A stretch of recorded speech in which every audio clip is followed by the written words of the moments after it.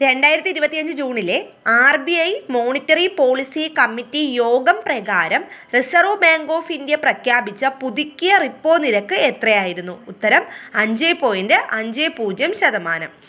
ഇന്ത്യയിൽ satellite communication സേവനങ്ങൾ നൽകുന്നതിന് അടുത്തിടെ GMPCS ലൈസൻസ് ലഭിച്ച കമ്പനി ഏതാണ്? ഉത്തരം സ്റ്റാർലിങ്ക്.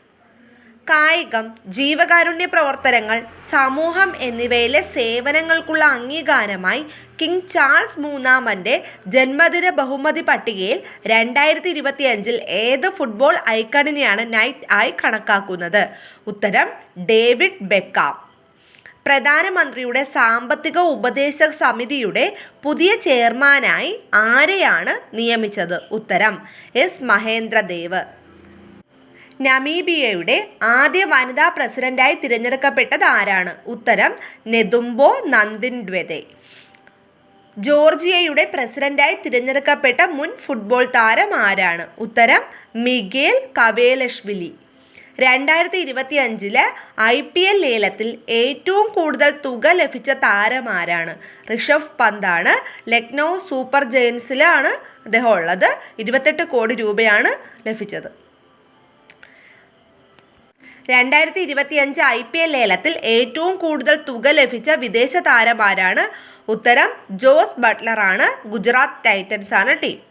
കേരളത്തിൽ എല്ലാ സർവകലാശാലകളുടെയും കോളേജുകളുടെയും സേവനങ്ങളും പ്രവർത്തനങ്ങളും ഒരു കുടക്കീഴിൽ കൊണ്ടുവരുന്നതിനായി ഉന്നത വിദ്യാഭ്യാസ വകുപ്പ് തയ്യാറാക്കിയ ഏകജാലക പോർട്ടലാണ് കെ-റീപ്പ് സോഫ്റ്റ്വെയർ. മങ്കൊമ്പ് നെല്ല് ഗവേഷണ കേന്ദ്രം വികസിപ്പിച്ചെടുത്ത പുതിയ നെല്ലിനത്തിൻ്റെ പേരാണ് പൗർണമി. 2024 മിസ് യൂണിവേഴ്സ് മത്സരത്തിൽ ഇന്ത്യയെ പ്രതിനിധാനം ചെയ്തത് റിയ സിൻഹയാണ്. വേദി മെക്സിക്കോയായിരുന്നു.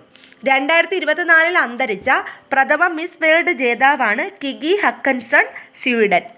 2024 ബുക്കർ പ്രൈസ് ജേതാവാണ് സമാന്ത ഹാർവി. അത് അവരുടെ നോവലാണ് ഓർബിറ്റൽ. രാജ്യം ബ്രിട്ടൻ ആണ്. ആദ്യമായി മഞ്ഞുവീഴ്ച അനുഭവപ്പെട്ട സൗദി അറേബ്യയിലെ മരുഭൂമി മേഖലയാണ് അൽ ജൗഫ്. ഇന്ത്യയിലെ ആദ്യത്തെ നൈറ്റ് സഫാരി പാർക്ക് നിലവിൽ വന്നത് ലക്നൗ, ഉത്തർപ്രദേശ്. ഇന്ത്യയിലെ ആദ്യ ഗ്രീൻ ഹൈഡ്രജൻ ഫ്യുവലിംഗ് സ്റ്റേഷൻ നിലവിൽ വന്നത് ലഡാക്കിലെ ലേയിലാണ്. ഇന്ത്യയിലെ ആദ്യത്തെ ജൈവ നിർമ്മാണ ഇൻസ്റ്റിറ്റ്യൂട്ട് ഉദ്ഘാടനം ചെയ്തത് മൊഹാലി, പഞ്ചാബ്. സൈബർ സുരക്ഷയുടെ ദേശീയ അംബാസഡർ രശ്മിക മന്ദനയാണ്.